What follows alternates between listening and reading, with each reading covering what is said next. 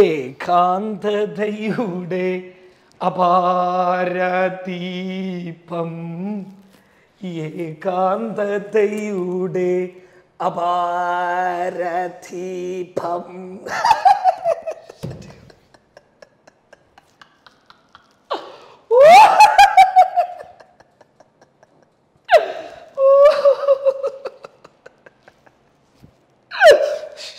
പാടില്ല പാടില്ല പാടില്ല. നമ്മൾ ആരെയും കളിയാക്കാൻ പാടില്ല.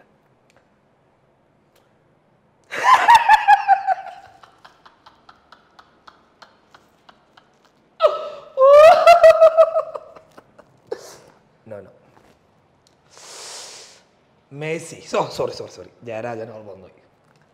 നമ്മുടെ തളരരുത് രാമൻകുട്ടി, തളരരുത്. ദാ നല്ല നേന്ത്രം പഴം, ഇത് കഴിക്ക്. ഇത് നീ കഴിക്കടാ, നീ കഴിക്ക്. തൊണ്ട കൊടുങ്ങല്ല കേട്ടോ. കഴിക്ക്, ഇത് കഴിക്ക് കഴിക്ക് കഴിക്ക്. വക്കീലേ, ഈ തോൽവി എന്ന് പറയുന്നത് വക്കീലിൻ്റെ IPC എങ്ങനെയാണ് വക്കീലെ? തോൽവി ഈ IPC തോൽവി ഉണ്ടോ? ഇല്ല അല്ല, ഓക്കെ ഓക്കെ. പക്ഷേ വക്കീലന്മാരിൽ വലിയ വമ്പൻ തോൽവികളുണ്ട് വക്കീലെ. നീ ഇങ്ങനെ ടെൻഷൻ അടിക്കല്ലടാ.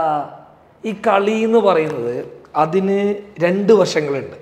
ഒരു നാണയത്തിന് ഇരുവശങ്ങളുള്ളത് പോലെ തന്നെ തോൽവിയും ജയവുമുണ്ട്. സമനിലയെങ്കിലും പിടിക്കായിരുന്നു അവർക്ക്. എങ്ങനെ സമനിലയെങ്കിലും? ഇവൻ എന്ത് ഇങ്ങനെ വക്കീലേ ഇവൻ വല്ലാത്ത ബേജാറിലാണല്ലോ. ഡാ, തോൽവിയൊക്കെ ജീവിതത്തിന്റെ ഭാഗമാണ്. പക്ഷെ ഇമാതിരി തോൽവിയില്ലേ, അതുണ്ടാ പാടില്ല. നമ്മൾ തിരിച്ചു വരും അർജന്റീന. തിരിച്ചു കളിയുണ്ടല്ലോ. പണ്ടും നിങ്ങൾ ഇങ്ങനെ തന്നെയായിരുന്നു പറഞ്ഞത്. ഇപ്രാവശ്യം എടുക്കും. ഇപ്രാവശ്യം നമ്മൾ കപ്പടിക്കും. ഇപ്രാവശ്യമൊക്കെ പഠിക്കും, ഉറപ്പാണ്.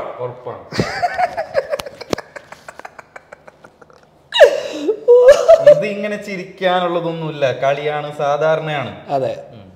ഈ ബ്രസീലിന്റെ മഞ്ഞ ജേഴ്സി ഇട്ടിട്ട് നിങ്ങള് ബ്രസീൽ തോറ്റില്ല. അപ്പൊ നീ ഇപ്പൊ കഴിക്കാനെടുത്ത നേന്ത്രപ്പഴത്തിന്റെ കളർ മഞ്ഞയാണല്ലോ. അതല്ല, ഇത് ബ്രസീലാണ്. കേരള ബ്ലാസ്റ്റേഴ്സിന്റെ മഞ്ഞ ഇവിടെ ആയിട്ട്. അപ്പൊ കേരള ബ്ലാസ്റ്റേഴ്സിന്റെ മഞ്ഞയാണെങ്കിൽ ഈ മഞ്ഞയെ നീ കുറ്റപ്പെടുത്താൻ പാടില്ല. എന്തായാലും മെസ്സി കപ്പടിക്കും. ഇത് വക്കീലിനുള്ളതല്ല, ഇത് ഈ നമ്മുടെ മെസ്സി ഫാനിനുള്ളതാണ്.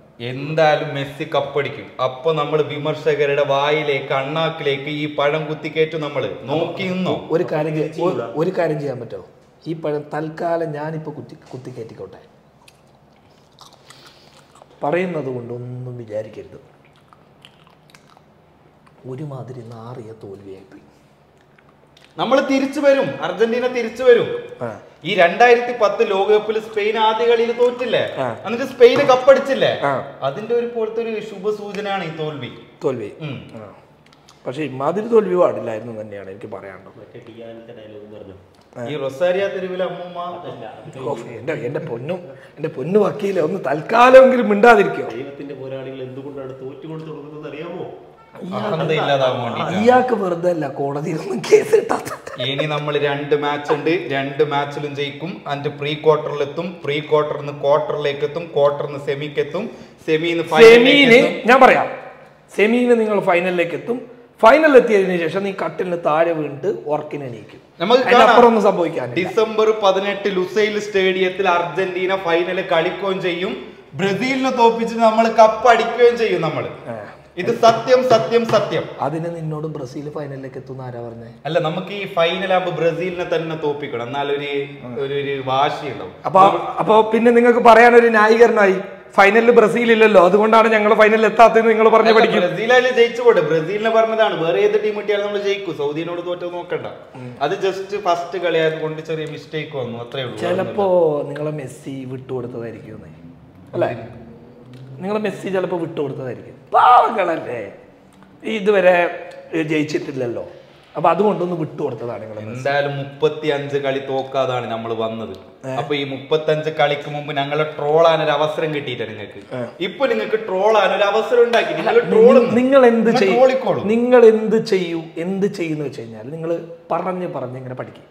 മെസ്സി എന്ന് പറയുന്ന ലോക ഫുട്ബോളിന്റെ ഇതിഹാസം, സൗദി എന്ന് പറയുന്ന അത്ര വലിയ ഫുട്ബോളിലൊന്നും വലിയ കഴിവൊന്നും തെളിയിക്കാത്ത ഒരു രാജ്യത്തിന് മുന്നിൽ അവർ ജയിച്ചു പോകട്ടെ. എന്താ വക്കീലെ?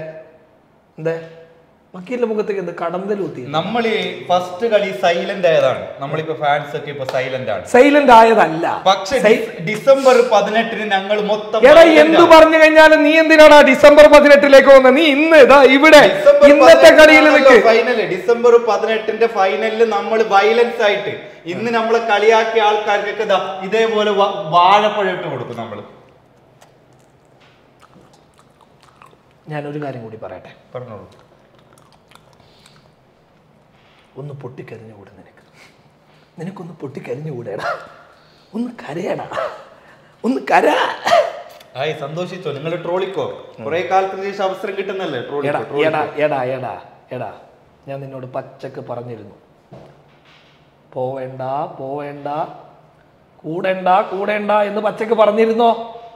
ഇന്നോ അനുഭവിക്കും. അടുത്ത കളി കഴിയുമ്പോ ഇങ്ങനെ പറയണം. നീ ഇന്നത്തെ കളിയിൽ നിക്കടാ. ഇന്ന് കഴിഞ്ഞു, കളി കഴിഞ്ഞു. ഇനി അടുത്ത കളിയിലാണ് നമ്മളെ ഫോക്കസ് ചെയ്യുന്നത്. അടുത്ത കളിയിലാണ്. അടുത്ത കളിയിൽ നോക്കിക്കോ, മെസ്സി ഗോൾ അടിക്കുകയും ചെയ്യും, അർജന്റീന ജയിക്കുകയും ചെയ്യും. മെസ്സി ഇന്നും ഗോൾ അടിച്ചിട്ടുണ്ട്. ഇന്ന് ഗോൾ അടിച്ചു, പക്ഷെ അത് ഓപ്പൺ ഗോൾ അല്ലല്ലോ. അടുത്ത കളിയിൽ മെസ്സി ഓപ്പൺ ഗോൾ അടിക്കും. അന്ന് നിങ്ങളെ പോലത്തെ ഈ ബ്രസീൽ ഫാൻസും പോർച്ചുഗൽ ഫാൻസും ഒക്കെ അന്ന് കാണണം. ഡിസംബർ 18 നിങ്ങൾ എല്ലാവരും ഒന്ന് കാണണം. നമ്മൾ കപ്പടിക്കും അർജന്റീന. ഇന്നത്തെ മാച്ച് നോക്കണ്ട. ഇന്ന് നീ പറഞ്ഞതുപോലെ നമ്മൾ വിട്ടുകൊടുത്തതാണ് സൗദിക്ക്. പ്രിയമുള്ളവരെ, ഈ അർജന്റീന ഫാൻസുകാരൻ, ഞാൻ ആരെ കുറ്റപ്പെടുത്തൊന്നുമല്ല, പക്ഷെ ഇവന്റെ ഈ ന്യായീകരണം കണ്ടല്ലോ, അതായത് വിട്ടുകൊടുത്തതാണ് എന്ന്. കളി കണ്ട ആളുകൾക്കെല്ലാം അറിയാം നന്നായിട്ട് എന്താണ് അവിടെ ഗ്രൗണ്ടിൽ സംഭവിച്ചെന്നുള്ളത്. സൗദി നന്നായിട്ട് കളിച്ചു, ശരി തന്നെ. പക്ഷെ നമ്മളെ കുറച്ച് പ്ലേയേഴ്സ് ഫോമിലേക്ക് എത്തിയില്ല. നമ്മളെ പ്ലേയേഴ്സ് ഫോമിലേക്ക് എത്തുമ്പോ പിന്നെ എന്തിനാണ് നിങ്ങൾ വിട്ടുകൊടുത്തത് എന്ന് പറഞ്ഞത്? നിങ്ങളാണ് പറഞ്ഞത് വിട്ടുകൊടുത്തത്. അപ്പൊ നീ പിന്നെ അതിനെ ഏറ്റുപിടിച്ചത്? ഞാനൊന്നും പറയാനില്ല, ഞാൻ പോകുന്നു.